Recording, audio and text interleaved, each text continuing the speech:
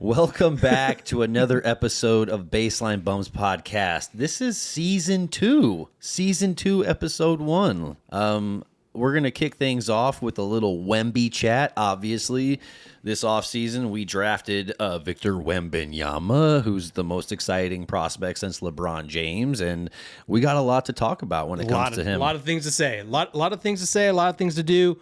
You might say we have a list as tall as Victor Wembanyama. Oh yeah, that's that means we're going to be here all day. So we're going to talk about Wemby, we're going to talk about the Spurs offseason, and then some expectations, like some predictions, where the Spurs are going to fall within the rankings, and kind of what this season's going to look like in 23. So when it comes to Wemby, how excited are you? Obviously, we're excited, but I mean, this is my Corey Alexander jersey. Yes, whatever you want to call it. So it's not a Wemby shirt. I'm just kidding. It's totally a Wemby shirt. Yes. The reason why we haven't recorded in so long because we were waiting for our stuff to get in so we could start the season 2 with our stuff on. Oh yeah. So I'm through the moon.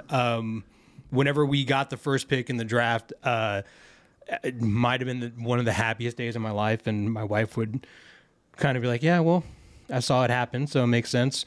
I jumped out of my couch when we got that ping pong ball. I think I freaked my dog out. My phone blew up. I mean, it was it was one of those moments where like I'm never going to forget where I was whenever that card got pulled and Peter J. Holt going, "Let's go!" Yeah. I mean, that was like the exact reaction because he's kind of our age too. He's like I think 38, 39. Yeah. So he definitely has that energy of a young, kind of like a new young owner. But it's been a circus, a roller coaster, a lot of attention that I'm not used to personally. But how do you feel about it? Yeah, I mean, I think it's kind of crazy to see the Spurs in the forefront of so much NBA conversation for the first time in years. Yeah. Like it just seems like it just hasn't been the case for a long time. So just to be back in conversations is kind of cool. But I also think, Wemby, he has almost too much expectations on him for right now. For sure. I don't think it's like an amount of expectations where it's just going to crush him. I just think that I don't want people to just be misguided as to what he's going to bring to the table. I mean, obviously we looked at his summer league stats. He put up 18 points a game, 10 rebounds, 4 blocks, and he wasn't very efficient. So like, I think that's a sign of things to come, to be really excited about his defense. Like, I think he's going to be near the top in the league in blocks per game. I mean, how do you stop a step back, Victor Wembanyama? Yeah. Like, he's going to block so many perimeter shots that people are going to be like, oh, I have this for sure. And then he gets a fingertip on it, and, it's going the other way.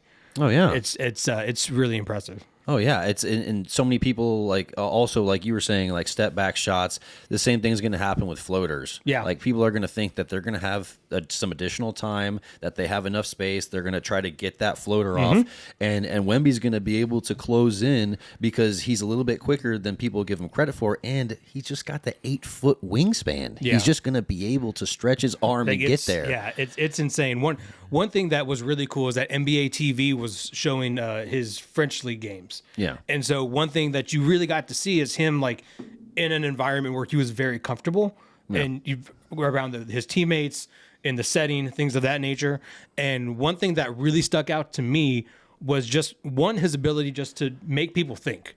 So you're coming down the lane and you're like, where's Wemby?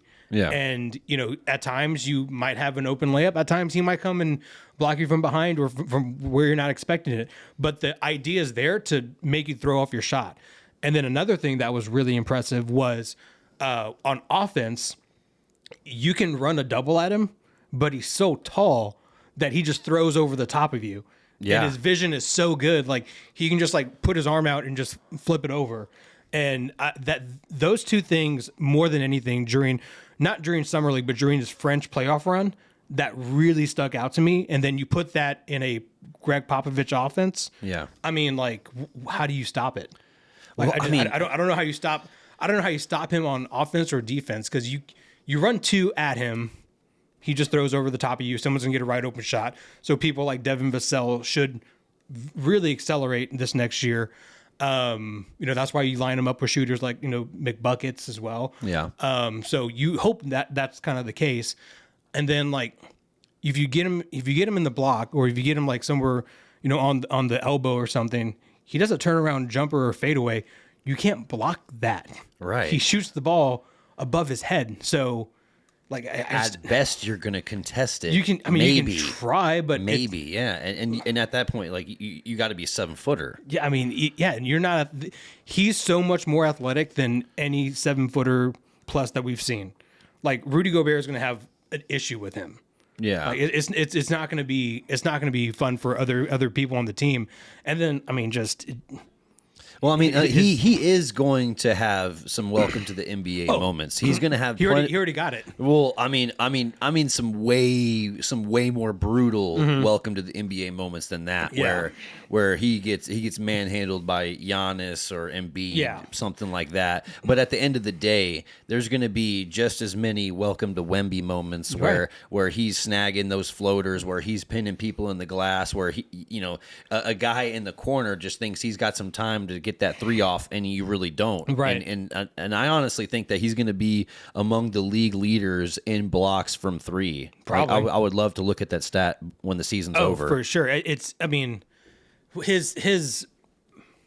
closeout, his range is just, you've never seen something like this before, where he can take 2 steps and be at the 3-point line or be on the baseline. I mean, it's radical. But I agree. He's definitely going to have a lot of welcome to the NBA moments. He's going to get dunked on a bunch of times. Yes. Just He will. whenever you go up for a shot blocks, you're going to get dunked on. I mean, David's been dunked on, Tim's been dunked on, Ben Wallace has been dunked on, Shaq's been dunked on, Hakeem's been dunked on. Everyone's been dunked on. Yeah. It's going to happen. It's fine. Just hope you get those paychecks whenever it comes to posters. Right. Yeah. Yeah. Hope you're hope you're at least making a decent face. Yeah. Yeah. Yeah. I couldn't agree more. There's going to be just so many moments back and forth where, he's on some posters, but he's also embarrassing people, himself, Yeah. by shooting right over them or, just blocking the crap out of them. But whenever I'm looking at some of the things that he needs to do better is, I think whenever I see him losing his footing a little bit and kind of maybe stumbling a little bit, it was just pointing to, I think, his conditioning is something that is going to need to change because I think that he's been able to rely on skill, his size, his wingspan for the majority of his career so far. So I think in order to transition from playing in the 30s, like, maybe 35 games in a season to 82. Exactly. You took the words out of my mouth. Yeah, his conditioning is going to need to improve so much. And then I think, Summer League was a little bit of an example of that, even though I'm not putting too much emphasis on Summer League because it's a showcase. Right. It's Summer League. Who cares? But also, he was doing so much media stuff around that time anyway. So his conditioning was probably going to be poor anyway. Right. So yeah, I just think he's got some stuff that he can definitely work on. But he can still drop 20 and 10 his rookie season because he's going to have so much agency within that offense. My only concern, and this is something that he didn't really do in the French league, and it really got exposed in the summer league, was whenever he would drive the ball or we put the ball on the ground in the French league, he was able to kind of get away with it. He could not get away with it in the summer league, and that scares me. Defenses will collapse. It collapse hard, and so he needs to keep that ball above his head. At the same time, like summer league, because it's summer league, it's a showcase. It means a little bit, but doesn't mean a whole lot. No, and especially with someone like Victor Wembanyama, where he was only within the team organization for 2 days, and then you got thrown into that, and it's like, all right, go out and play, and it's like, well, what happens if there's no schemes defensively or offensively for him to really showcase like, hey, this is me. That's why that second game was so much better than the first game, because he was a little more comfortable. They put him in some much more like dribble handoff situations, get him going downhill, kind of get him in ISOs, things like that. So, I think the hype is real. It's interesting like you said, to be on like the opening segment of like First Take. Yeah. But it's good and bad. It's gonna have those moments where he's gonna have like I would imagine a lot of superstars have the Spurs circled on their schedule now because they want to go at Wemby. They want to go at Wemby, or they want, hey, or maybe like you're Scoot Henderson or Amin Thompson, something like that, and you like I should have gone first or I should have been this, and so. Scoot was saying that a lot during the offseason. He was saying, "Hey, I should be the number one." I can't believe it went 3, but that's a different story. Well, and speaking of Brandon Miller, like I think whenever you saw that summer league game where we played the Hornets, it really exposed one of Wemby's weaknesses, and that was like going out and guarding somebody who is a wing player. Yeah. Who is a little bit quicker. He's gonna hit you with the blow by, and there's been so many people who are saying, oh, let's run Wemby at the 4. I'm like, well, you're gonna see more instances of that. Yeah. And so I think we need to keep our rotation where Wemby's at the 5. Yeah. I think it just makes the most sense defensively. Obviously, there's some offensive schemes where he can play more of a 4 and stretch the floor. I mean, it would be like a Jokic situation. Yeah. Like just taller and more athletic. So, but I mean, you can, but nowhere near the distributor. Not yet. Yeah, not yet. But I mean, let's be frank. Yeah. Jokic is one of the best passers of all time. Yeah, for sure. If Victor's going to get there, he's going to need to just buy horses. He's going to need to buy horses, and honestly, not care as much because honestly, Jokic does not give a fuck out there. Did you see the video of his horse winning some like race? He celebrated more in that night than he did like the entire playoff run of the Nuggets. Oh, bro. Yes. Oh, dude. I mean, I've seen so many clips where he's had more emotion for random things. Like I remember where I can't remember who it was, but somebody just like patted him on his butt during the game, and he like flipped out and he got mad, and I was like, dude, you were more mad at that during than a playoff loss. I was like, your priorities are just crazy, but like honestly, more power to him. Yeah. I would say so. Here's my take on Wembanyama and kind of what my expectations kind of are with him moving forward. I think this year's going to be definitely a welcome to the NBA. He's going to have his nights where you're like, wow, you're definitely the number 1 pick and the hottest prospect to ever come out of the draft. But then he's also going to have his moments where you might be a bust, dude. Like it's gonna be a lot of roller coaster up and downs. So I want to see him mentally be even. I want him to come in, one night, blow it up. Second night, maybe not have a great game. Third night, may not have a great game, but then continue on that path of, we're moving forward with this. But I do believe with the Olympics being next year, I think his sophomore and third season are going to really take off because for some reason, whenever you see players go play with the Olympic team or with your country, you're all of a sudden that centerpiece and you're that leader. Mm-hmm. So a lot of times when they get back to their teams in the NBA, they become a huge leader and they're more vocal or they're more confident. Like you look at Luka Doncic, same thing. He went and played in Slovenia, came back, and now, I mean, he was already good to begin with, but now he took that next step, that next level. Same thing with Tony, same thing with Manu. So it's just an additional layer of responsibility. Absolutely. And fingers crossed, hopefully I get to go to Paris for the Olympics, but we'll see. That would be fun. But we'll see. We'll see. It's a long shot, but it's possible. And if I do, then I'm definitely passing out baseline bum stickers. I'm wearing my Victor stuff. I will be all about the French and all that stuff. So but that's my prediction for the first 3 years or so.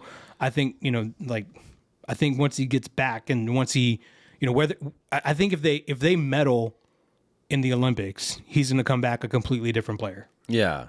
I think that amount of success and like you were saying, being the man on a team that is achieving that kind of feat is just really, really important. Like you have to understand that kind of changes your outlook on responsibility and accountability in the league, and that could mean a lot for his growth. So I don't disagree with that. I think I'm so glad we have him for 4 years because I think throughout that 4 years, we're going to see so much growth. And I think this first season, there's going to be a lot of upside. Yeah. There's going to be so much upside, but there's also going to be just some clear ways that he can improve.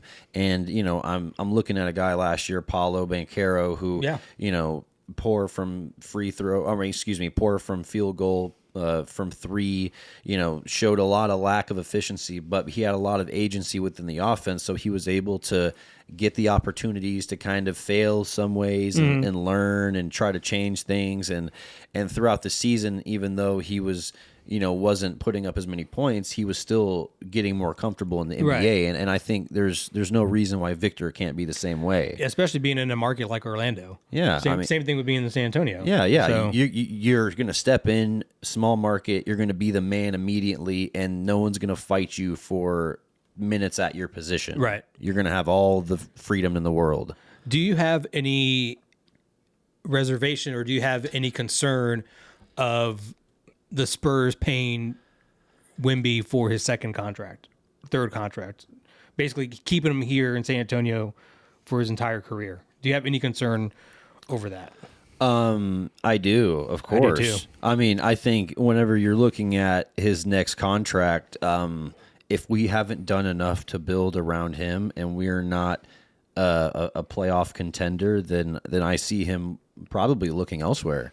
Because, I mean, I think he's a guy that understands where he's at with this number one overall pick status. He's been compared to LeBron James in certain terms of where he's at from a legacy perspective. So he knows, I think, winning is paramount. So he needs championships. He needs them early on. I think he wants that for his legacy. So do you think it's going to be more of a performance thing, or do you think it's going to be more of a pay thing for Wemby? Well, we're going to be able to pay him.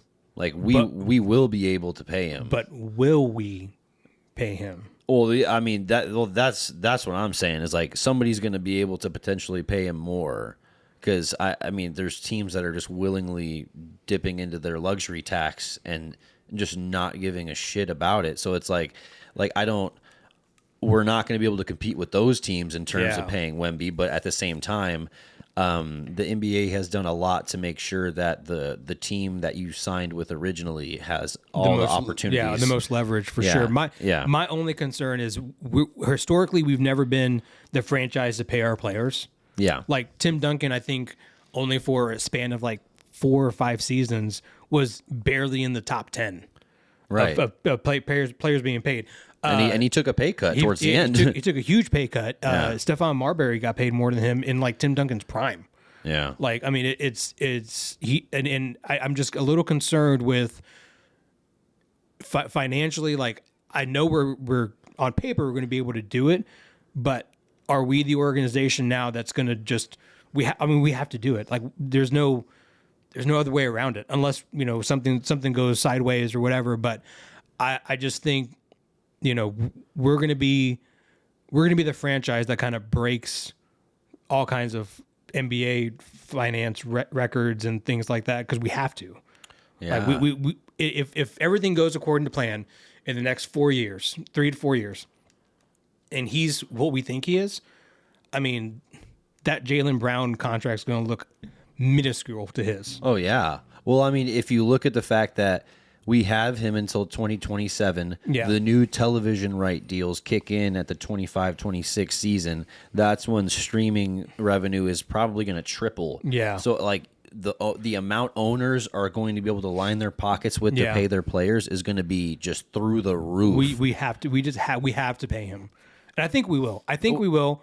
If not him, who? Yeah, we have to spend the money. Yeah, and that was kind of the thing with the new CBA. And if we need to pay him $100 million a year, then we're paying him $100 million a year. What I think in the new CBA, you have to use you can't just put money aside and not spend it. You have to spend like an X amount of percentage. So that's why the Spurs we had to spend like $30 million this year, because we had to. Yeah. We couldn't just sit on it anymore. Yeah, we can't just chill on it. So I think we will pay him. But historically, we never have. I mean, David took a pay cut. Timmy could have made more money in Orlando. We actually paid LaMarcus quite a bit. Yeah, we did. We did pay LaMarcus. Yeah. I think we got KJ on a pretty solid contract for what he did. We did pay DeJounte pretty well. We did. But I think he's worth more now. So we'll see. If the Spurs want to pay us any kind of contracts, we are free agents. I'll even take a 10-day. I'll take a 2.5 hour convo with Pop. Yeah, seriously, I'll take a glass of wine with that man. But yeah, there's so much interesting conversation with Wembanyama. Like, where is he going to be at his rookie season? Where is he going to be moving forward? I think, regardless, he's going to be in here for the long haul. We're going to be talking about Wembanyama when we're old men. I hope so. Well, yeah. My thing is, if they're at a team dinner, like, does everyone kind of look the other way when they pour him a glass of wine? Well, I mean, yeah. I think every single championship, I always hear that same story. It's like, oh, so-and-so is so young, they can't even drink the champagne in the locker room. I saw it with Christian Brown this year. Everyone was drinking champagne in the locker room. They're like, oh, Christian Brown can't have any champagne in the locker room. I'm like, bro, he's double fisting whatever he wants to back in the locker room and just getting fucked up. You would hope so. Yeah. Because I feel... I picture Pop and Wemby at dinner, and Pop's like, "Here you go, buddy, Tony, buddy." He's like that uncle that always pours you a little something. Yeah, I could see it, Uncle Pop, good old Uncle Pop. Yeah, that's funny. But yeah, I honestly, we're gonna have so many times where we're talking Wembanyama. I think my favorite thing about the whole thing is the community of San Antonio just rallying around the whole thing. I mean, the season tickets skyrocketed. Oh, Talk about the easiest job in sales the day after the Spurs get the #1 pick. Oh yeah. Oh my God. Like, well, did I tell you about my brother's season tickets? Oh, your brother got season tickets? Yeah, I'm not surprised. Got season tickets. Got 4 of them, so I'm going to be utilizing those very nicely. And your brother lives in Austin. Yeah. And there's a lot of people down in the valley who have season tickets. Yeah. So whenever they say the San Antonio is a small market or they need to expand their footprint, it's there. Like, people are buying there. season tickets all over the state of Texas. It's there. And the fact that when we got the first pick, I flipped out. Like I said, I jumped out of my couch and was, carrying my dog like we won a championship. My wife was like, I've never seen you this excited before. And then to see the videos of RuPub and everyone, throwing their beers and drinks up in the air, people going in downtown San Antonio with their pots and pans like we won a championship. I mean, it really revitalized the city, and everyone kind of walks with a little pep in their step now. And I've noticed in the summer league game, even our players look like they really got a little pep in their step now. Yeah. Like, there's a lot of confidence that come with having this #1 pick with Victor. And, it's a lot of pressure for sure. But in a city like San Antonio, it's such a community-based area, and everyone wants the best for everyone around them. And especially when it comes to a single franchise like the Spurs, we all want them to succeed. So no one's going to, be super critical, or it's all going to be very, very familia, if you will. Well, yeah. And like you were saying, it's hard to be critical when everyone's so young. Yeah. Like, I mean, I think just kind of moving into where we were talking about with some of our Spurs predictions and things like that, it's like we have so many young guys within our core. We got like so many young guys. Like, most of them are 24 years or younger. When you're talking about Keldon, who's 24, Trey Jones, who just turned 24. Keldon's 24 now. Right. Holy crap. He's 20. Like, he's only 24 years old. Vassell is still like 20 or 21, and like Sohan's like 19 or 20. And it's Wemby's 20. Like, all these guys have so much time to develop and so much room for growth that, like, we don't even know what their primes are fully going to look like. No. So I'm excited, and I think that's one of the reasons why you just got to be patient with this core. You're like, I mean, I know a lot of people are going to expect enormous amounts of success right away, but you just got to be patient. You got to be patient. You got to be patient. You can't throw it all at them.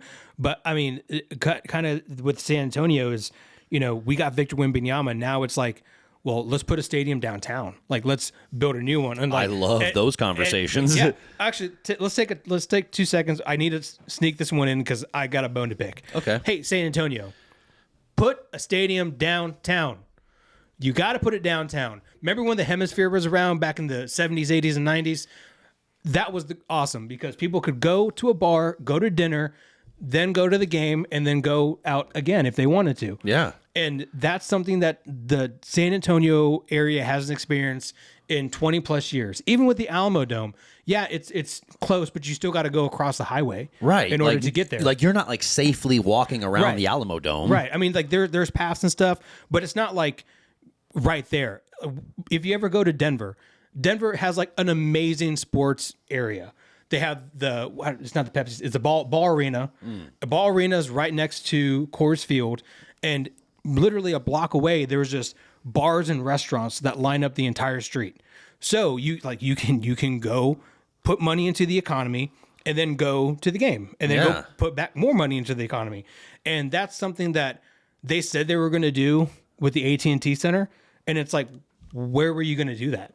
Right. I've always like said, where are you going to do that? Because Coca-Cola, the distribution center for San Antonio in that area, is right across the street. Yeah. You're going to move them out? Right. Yeah. And then across the street from that is the golf course. That's not moving anywhere. And then behind that, you have neighborhoods and stuff. And then you have like the stuff that you use for the rodeo. So San Antonio, put a stadium downtown. Help out the economy. Help out all those people that work on the Riverwalk, and really put in the money and put in the effort to bring that spirit and that stuff downtown. Because with this Victor Wembanyama stuff, we're going to have people from all over now. Yeah. And I mean, for me, the Alamo Dome was outdated the moment it got finished. Yes. It was too big for its intended purpose. And all these renovations that come after it, we're just burning money, in my opinion. Yeah. Like, oh, we're going to put $80 million. Like, burn it. Why? Because the concourse is still narrow. There aren't enough bathrooms. I went to the Royal Rumble a few years ago, and they ran out of ice. Wow. So I mean, you need to put a stadium downtown, and really bring back what it was like whenever we drafted David Robinson. Because that's when people were downtown. Right. So where you could go to a game, experience the culture that is San Antonio, Yeah. go out, enjoy the nightlife, and just like walk to a Spurs game after a meal. Yeah, it's Yeah. and I mean, and people like that was, and also that will allow us to get an All-Star game again. Yeah. That will allow us to get better things to come through San Antonio, because we haven't seen one since '96. Yeah, and why was it in San Antonio in '96? Because the Alamo Dome just got built, and it was in the middle of downtown. So, Facts. anyway, it's one of the things that really grinds my gears when the stadium thing. I can tell that really razzed your berries. Yeah, and also same thing with the missions down there too. Oh, yeah. Like Wolf Stadium's nice, it's fine. Yeah. But it's also nowhere near San Antonio. So move both those stadiums downtown. Whatever we got to do to pay for it, make it happen. It's only going to benefit everyone in the long run. If you want to really get out of the COVID dip that everyone's still experiencing, put a stadium downtown, bring back some of those restaurants, some of those bars, and then all of a sudden, all those businesses can start doing like Wemby promotions. Yeah.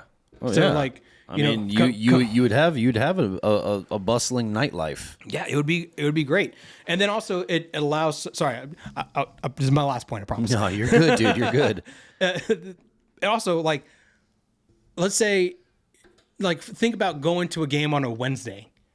Like, it's not fun for a lot of people to go on a Wednesday. That's why during the week it's kind of low. But imagine if you put it downtown. It's like, well, the bar ABC has, Wemby Wednesdays. So we get a free big hot dog or whatever it is. Yeah. And, you kind of bring those random days outside of the weekend to the forefront. So that's just my opinion about it. Take it or leave it. I don't care. If I was in those positions, I would definitely be pushing for a new stadium. But that's me. Yeah, that could certainly bring a lot of activity to the downtown San Antonio economy. Yeah, put it downtown San Antonio. Don't put it in between Austin and San Antonio. Don't be silly. Yeah. Put it in downtown San Antonio, and then add it to the skyline and make it beautiful. Yeah. I don't care what you call it. Absolutely. So how are you feeling about these Spurs season predictions? What are you feeling like our team is going to be doing this season? I think we're going to be better. Yeah. Well, yeah, we're going to be better. I think we're going to be better. Obviously, I don't know if we'll be competing for a play-in or even a playoff spot. Those are very high expectations for this very young team.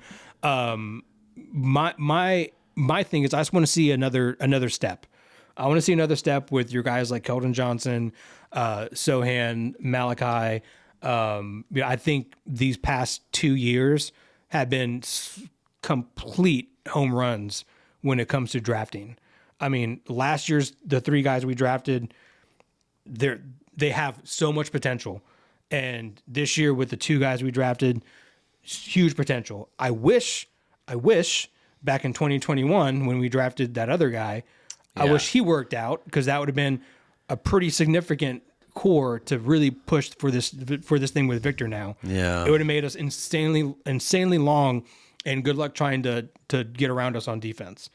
But that's neither here nor there now.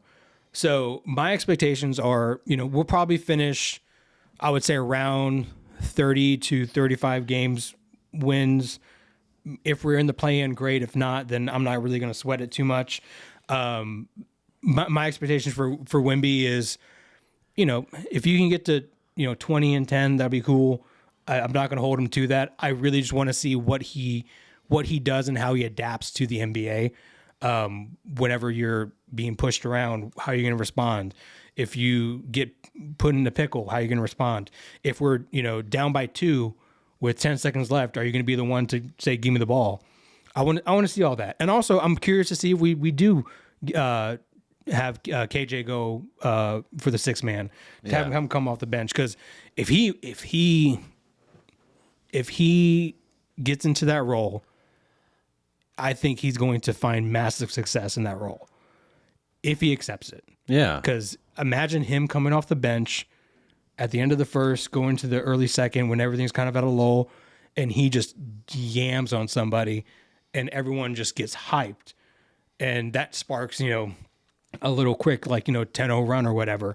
And that really kind of separates us from a lot of teams that, might need to get kicked in the mouth. So yeah. Well, we always need that spark. We'll see. But that's my prediction. I think we'll be better.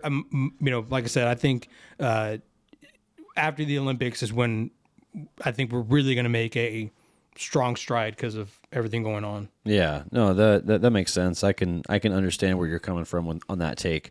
Yeah, ultimately, I think we're in agreement. I think better. Like we're definitely going to be much better than last year. I'm thinking around anywhere from 12 to 15 win improvement than last year. So I'm thinking if I see us finish with a 37-45 record, I'm not going to be crazy surprised or anything like that. Yeah. I mean, obviously, we're adding Wembanyama. He's our best interior defender. He's going to be arguably our greatest offensive threat. Yeah. I think maybe Keldon, maybe Devin Vassell will be more equipped right out of the gate to score and be more effective.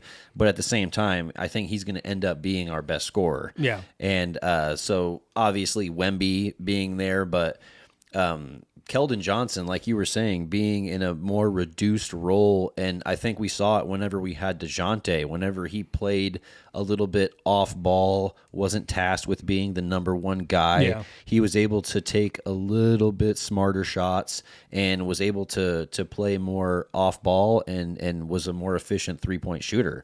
So I think it's going to be a better role for Keldon.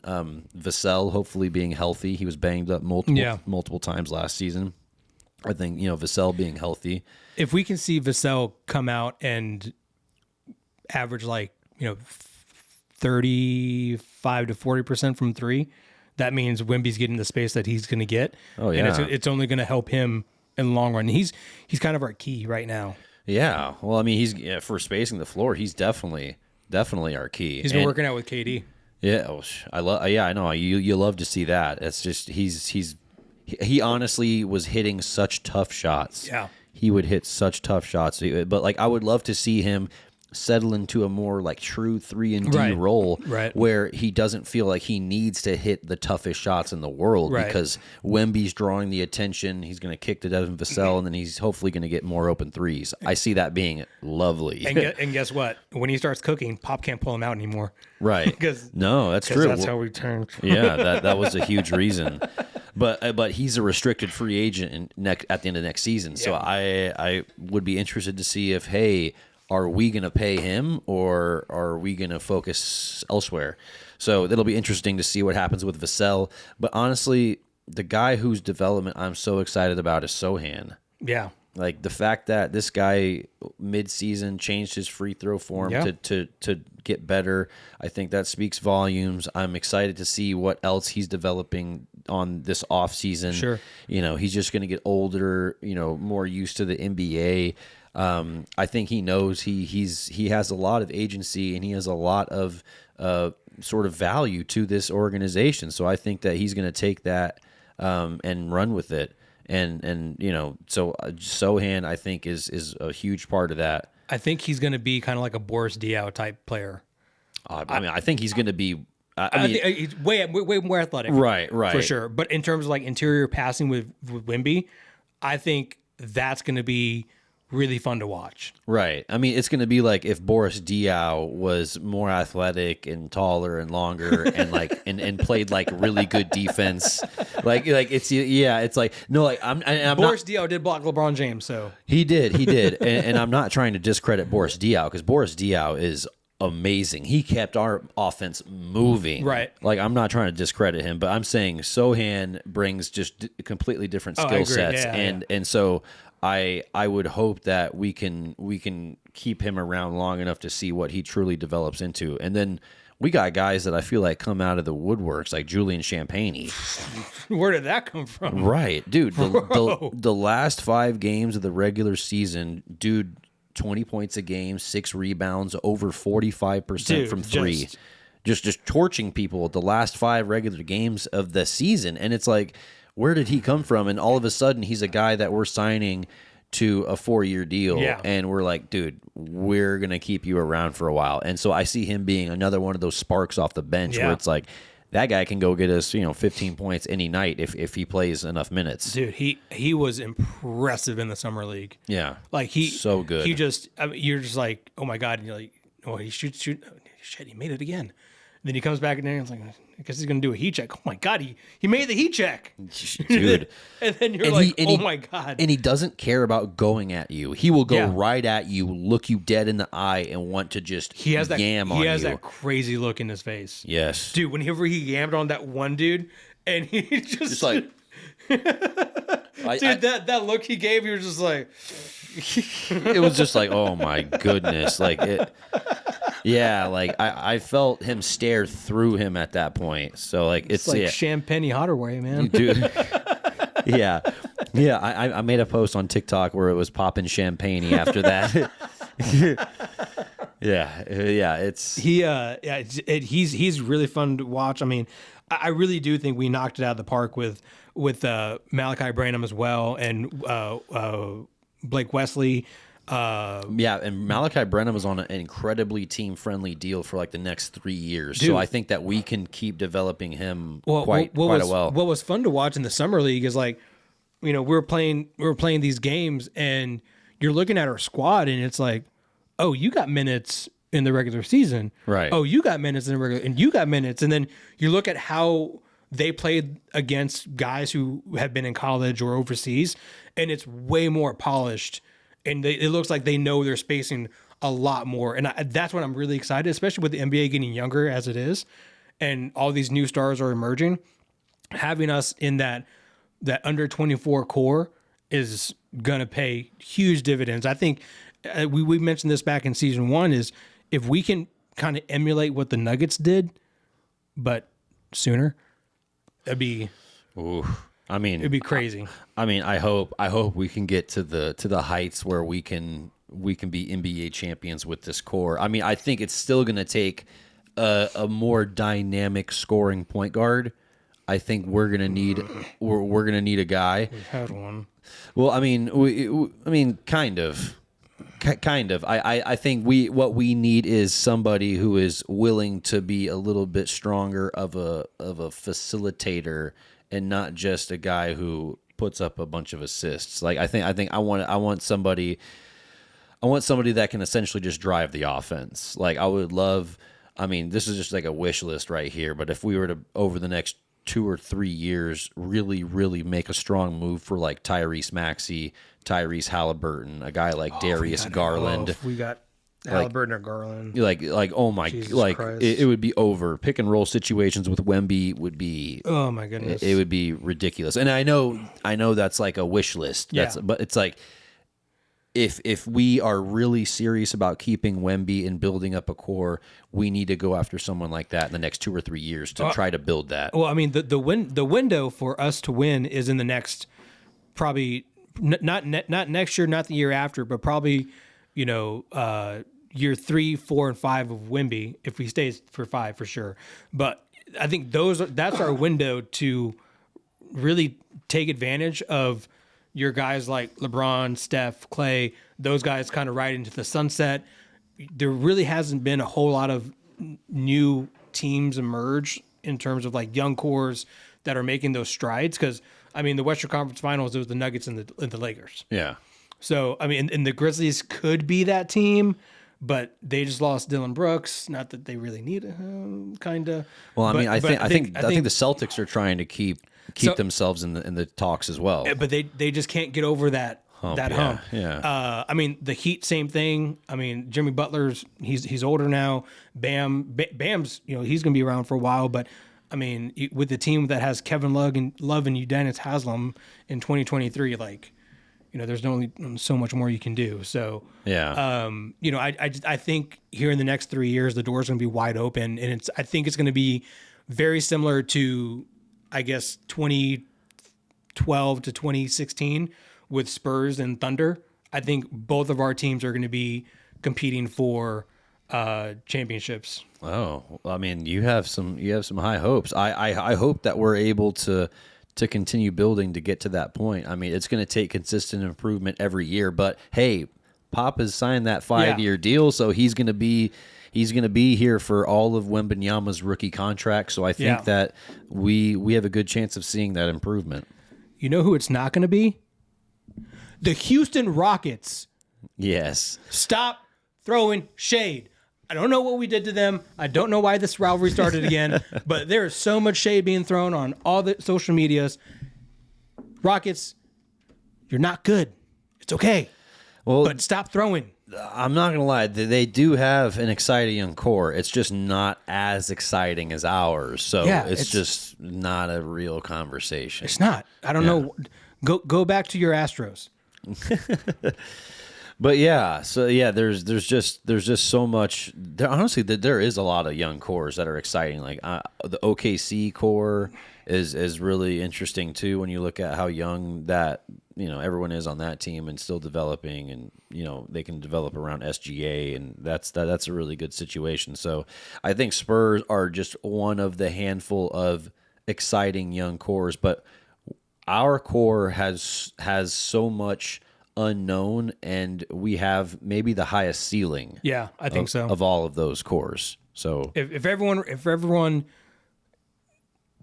falls into place, yes, and if everyone accepts what we are, if they basically, honestly, if you just accept the Spurs way, the sky's the limit.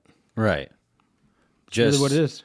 Just follow the Spurs way blindly. Just trust. Yeah. Just honestly, just bow down to the holy Popovich, and it will all be good. You will be blessed with a championship. Well, there is a saying, and shout out to Mike Taylor, sports radio guy, or now podcaster in San Antonio. He said, "God loves this team," and I think it's true.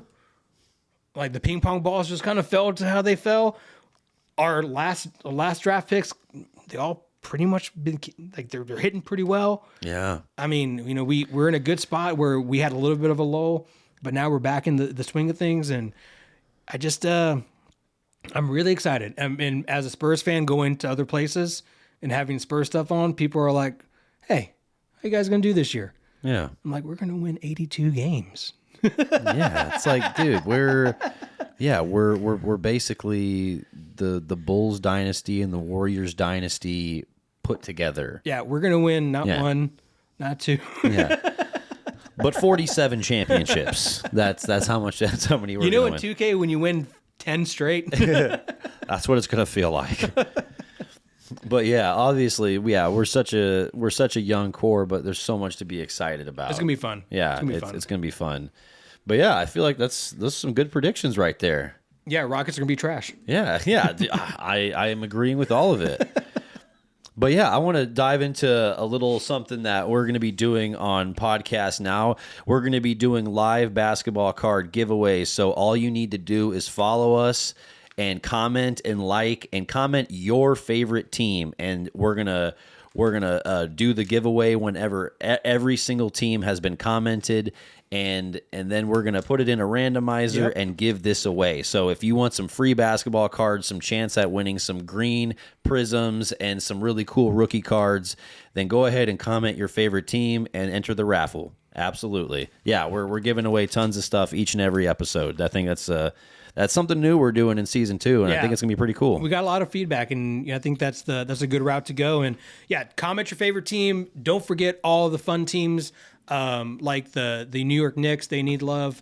Man, I really wish that they would come around. They're like my Eastern team, kind of, sort of, but Yeah. we'll see. Don't forget about the Pistons. Like Rob said, every team needs to be commented on.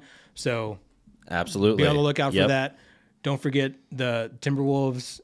Don't forget, the Bulls. Oh yeah, Bulls. Yeah, we gotta show love to even teams like the Mavs. As much as it's pains me to say, like we gotta select the Mavs too. But if you're gonna enter the raffle, then all of the teams need to be selected. So comment your favorite team for a chance to win free box of cards.